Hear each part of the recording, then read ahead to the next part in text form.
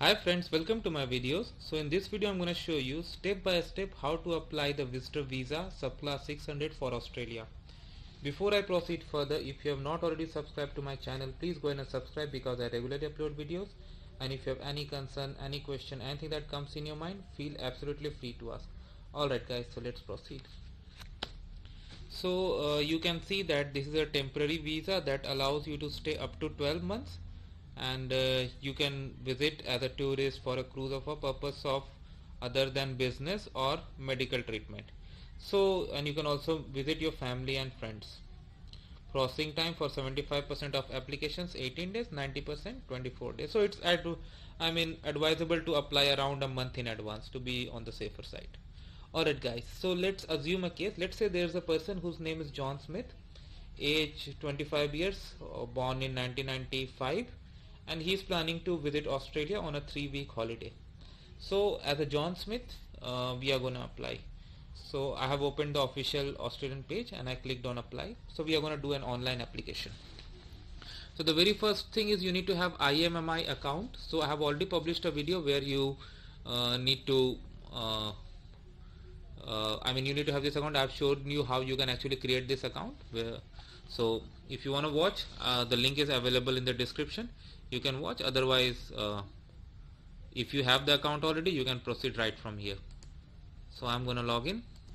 So after you log in, you come to this screen. So click on new application. Here you need to select which kind of visa you are applying. So you are applying for a visitor visa, go for visitor. And then which visitor visa? So we are applying for subclass 600. Click here.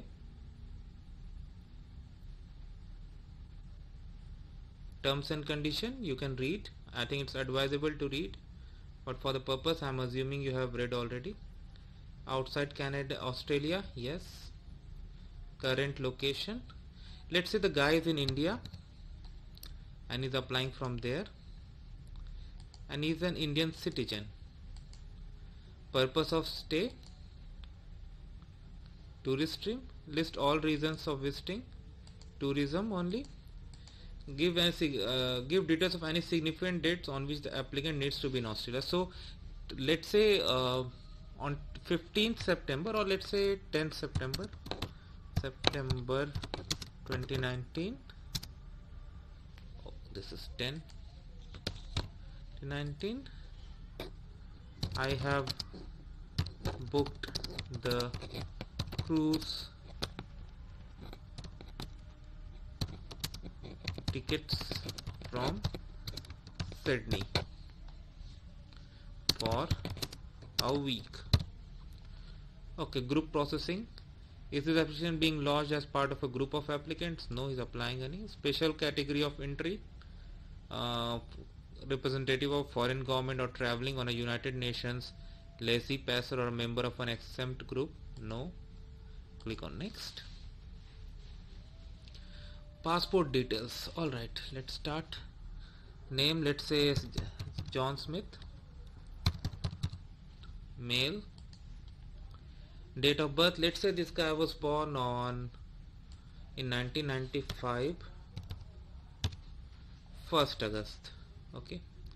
Passport number, I need to create one passport number. Okay.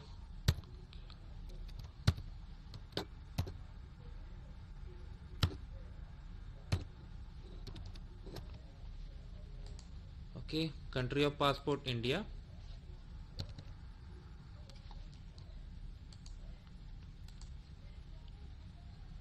Nationality of passport holder, of course, India. Date of issue, so let's say this was issued in 2018 September 1st and valid till 2028 September 2nd. Place of issue, let's say this was issued in New Delhi, India. Okay. Nationality, if you have, you can go for it. If you don't have, you can skip it. It's not a mandatory field. So for national identity card, I have opened this page. All applicants who have a valid and current national identity card must provide their card details, including a certified copy of national identity card, both side of the cards. Country specific information is given, so India is there. So because we have assumed the guy is from India, let's proceed. For applicants from India, the preferred identification card is Aadhaar card. Does not have an expiry date, so applicant should leave Aadhaar number field blank. If the applicant does not have an Aadhaar card, they may enter their PAN card, driver license, voter ID numbers. Okay, so let's see, this guy does have, yes, add. So family name, let's say Smith, given name John, identification number NI.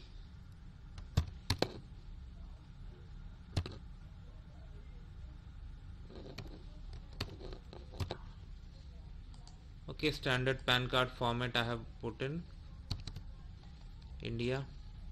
Let's say that this was issued in Jan 2015 on 1st. Let's see, I hope this is accepted by the system. Does not mean known for formats, I mean ANI.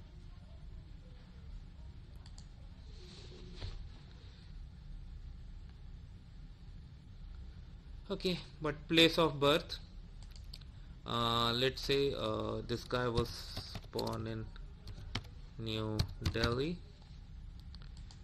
State, province, New Delhi. So what happened here, like I put the old PAN card format, that's why probably it came as not a recognized form, but we'll see how it turns out to be, because I have never used any Aadhaar card, so I don't know the format. Country of birth, India.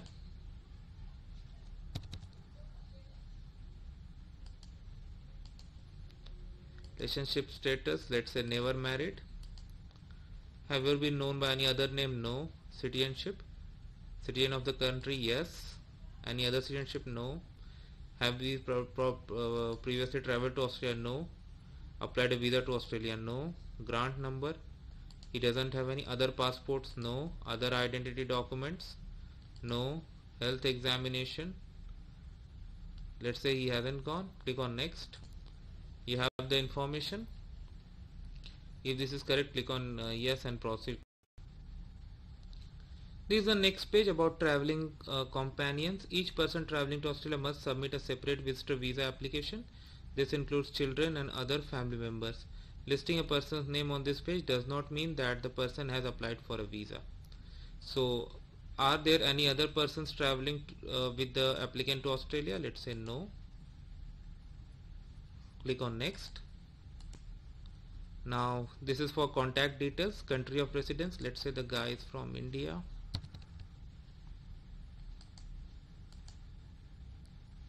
The applicant may be required to attend an Australian government office for an interview, which is closest office to applicant's current location. So we need to go for India. So in India there is only one, New Delhi. Okay. Residential address, country India, let's say he lives. Address, okay, 1 New Delhi Street, suburban town, New Delhi.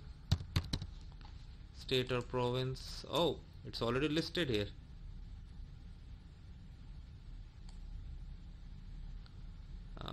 They have not listed Delhi. Oh, it is there. Perfect. Postal code, I don't remember any postal code of Delhi, but 100. Okay. Contact telephone numbers, enter numbers only with no space. So let's say he has a cell phone, 929292, 10 digits, right? In India, 9292. Home phone, let's say 7878787878. Business phone, 8787878787. This is just a sample. Postal address, is the postal address same as the residential address? Yes. and then the email address. Okay. Does the applicant authorize another person to receive written correspondence on their behalf? No. You can select a migration agent or another person. Electronic communication. The department prefers to communicate electronically as this provides a faster method of communication. Email address is given here. Yeah. Next.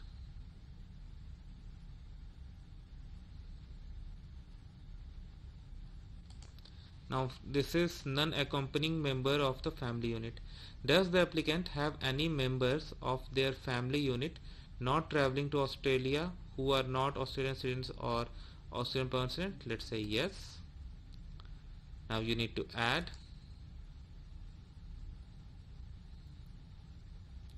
Relationship to the applicant. Let's say he is living in a very small family where only mom, dad and him. So mom, given name, let's say family name Smith, and this is Clara Smith, female.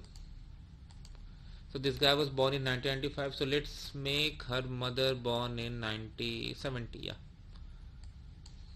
1970 and October 2nd. Country of birth India. Confirm. Add. And his dad, let's say his father,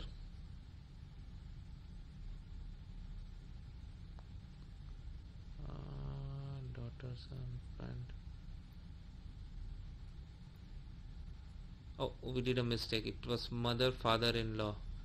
We should have gone for parent. Okay, but here I'll clarify this. We'll edit the previous entry.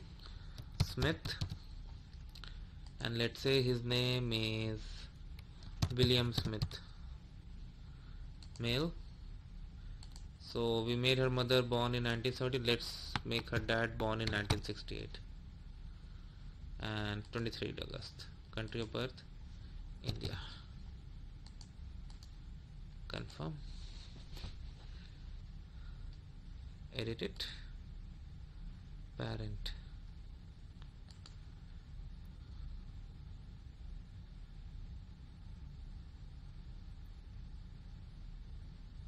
Yes. Okay.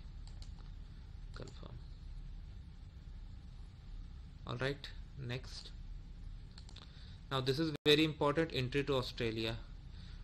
Proposed period of stay. Does the applicant intend to enter Australia on more than one occasions? No. How long the applicant plan to stay in Australia? Length of stay in Australia? Up to 3 months. Short period he is applying. Planned arrival day. So we in previous sections we have shown that from 10th he has a cruise in Sydney. So let's say he is reaching Sydney on September 8, and departure date, like then let's say he is gonna departure by 3 weeks we planned, so September 30. Study while in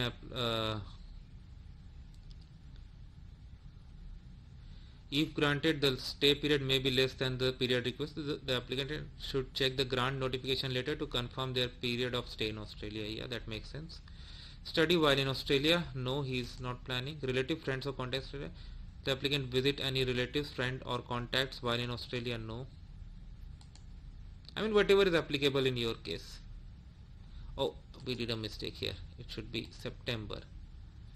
So September 30. Yeah, click on next. Okay, so this page is about employment details, current employment details, occupation.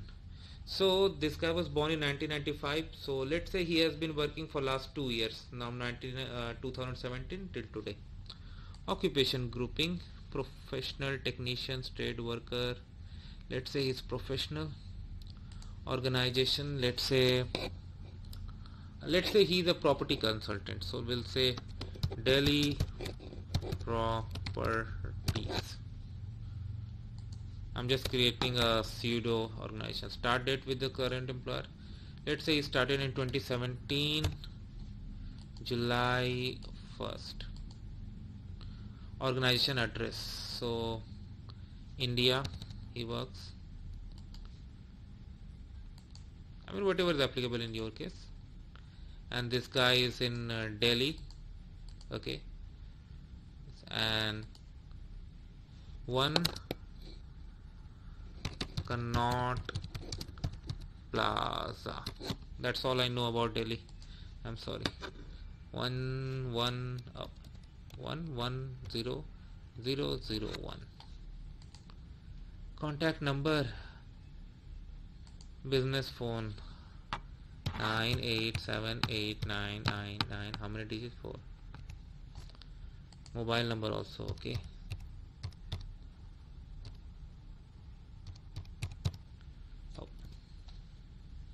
Okay, these are just sample addresses. And email address, okay, so dproperties@dproperties.com. When you enter this form, make sure you enter it very carefully. Like I am putting sample values, but you put original values. That's very important. Mail address appears invalid.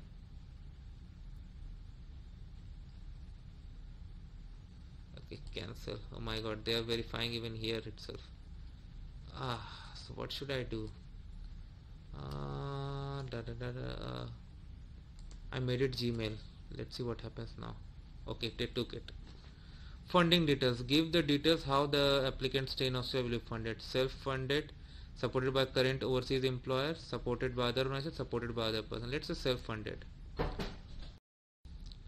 It's asking what funds will the applicants have available to support their stay in Australia. So if you want to understand and you need some help, you can always click on these question marks and then it opens a new tab. So you can read what exactly it is. So for the purpose here, let's say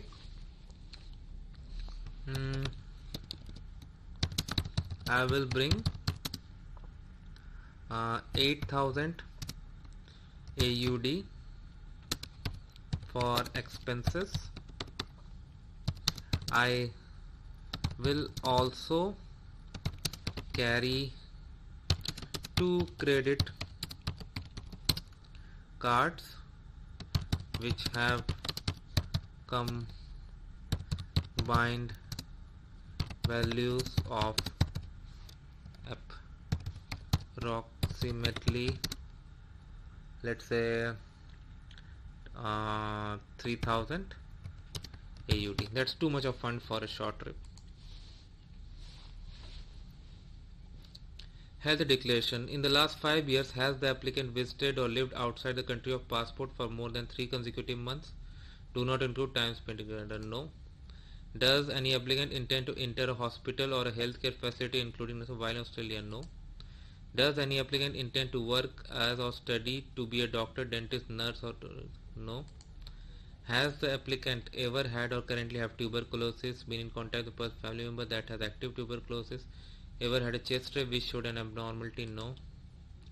During the proposed visit to Australia, does any applicant expect to incur medical cost or require treatment or medical follow-up for blood disorder, cancer, heart disease, hepatitis B or C, HIV infection including AIDS, kidney disease, dialysis, mental illness, pregnancy, respiratory disease? Let's say the guy is perfectly fine. Does any applicant require assistance with mobility or care due to a medical condition? No. Next. Character declaration. If the applicant answers yes to any of the character declaration, they must give all relevant details. Of course. Has the applicant ever been charged with any offense? No. Convicted of an offense? No. Arrest warrant or Interpol? No. Guilty? No. Sex offender? No. Grounds of unsoundness of mind of insanity? No. But whatever is applicable in your case, and guys, in the fund section I simply entered the numbers, but when you do clarify it very clearly, whatever documents you need to attach, there was a help link that you should click and see what exactly is required and what is especially what is applicable in your case and your stay.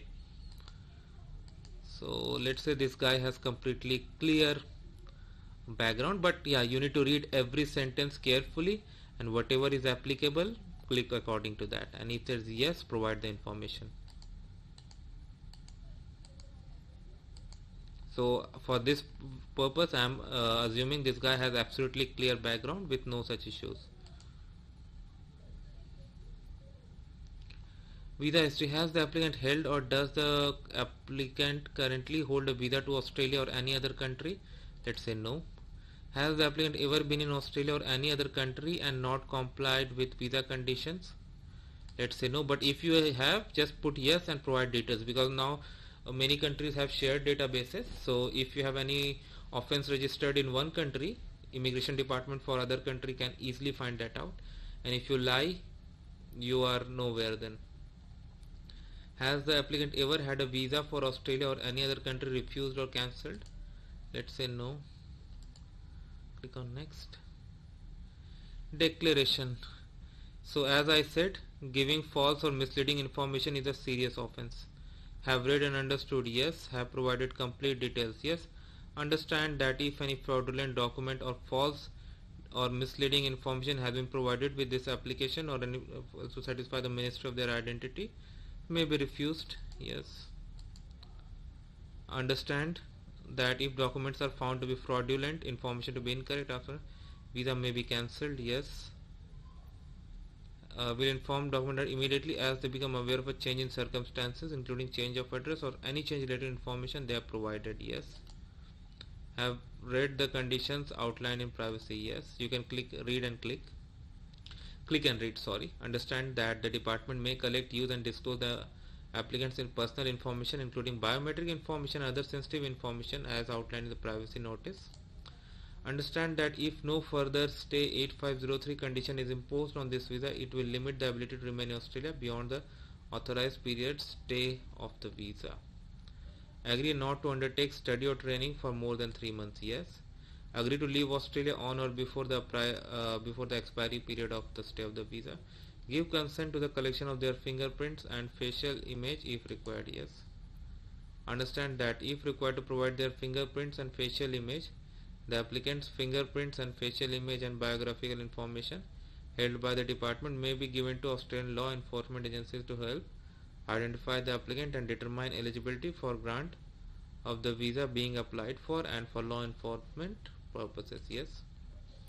Give consent to Australian law enforcement agencies, including disclosing the applicant's biometric, biographical and criminal record information to the department to help identify the applicant, to determine the eligibility for grant of visa and for law enforcement purposes? Yes. Understand that the visitor visa does not permit them to work in Australia? Yes. And give consent to the department using the applicant's biometric, biographical and criminal record information obtained for the purpose of Migration Act? Yes. Next. The priority considered service is a premium service providing priority processing to certain visitor visa applicants for an additional fee of AUD 1000. For further see. So do you want, well, it's up to you, like for certain countries this is applicable and India is one of them, but I don't want to pay $1000. I can apply very in advance instead of paying $1000, like 1000 Australian dollars, that's too much. Next. So in this next page you see all the answers that you have provided.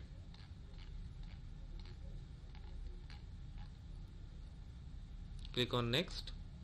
After answering all the questions, we have reached here. So one major difference you would find with this Australian process, if you compare it with Canada, like in Canada you got to fill the forms and upload, but here you fill the forms on the go, and you can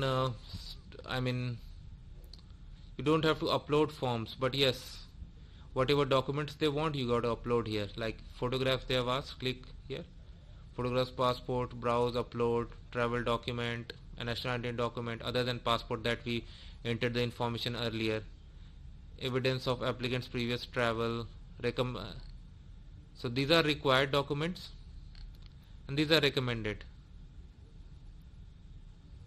Evidence of planned tourism activities in Australia, like you should put it. Evidence of financial status and funding for visit, this something you should put it, because these are the things that you need to provide. and some things may not be applicable to you, like family register and composition form if applicable. Exceptional reasons for extended stay in Australia as a visitor beyond 12 months. So this is not applicable in your case, because this is you got to do. And after that, when you click on next, on the next page you actually pay the fee and your application processing starts. So I'm not gonna go over there because I don't want to pay fee for this sample video, but I have tried to cover everything in this video. It may not be as it was supposed to be, but I have tried to cover. So like I use sample values, sample entries to just to give you an overview and walkthrough. But when you do it for yourself, make sure you enter everything as per your case, whatever information, especially financial assets and all, your plans. These things are very important. Just don't write in the format I wrote, because for me this is just a walkthrough sample, but for you this will be an original process, and that's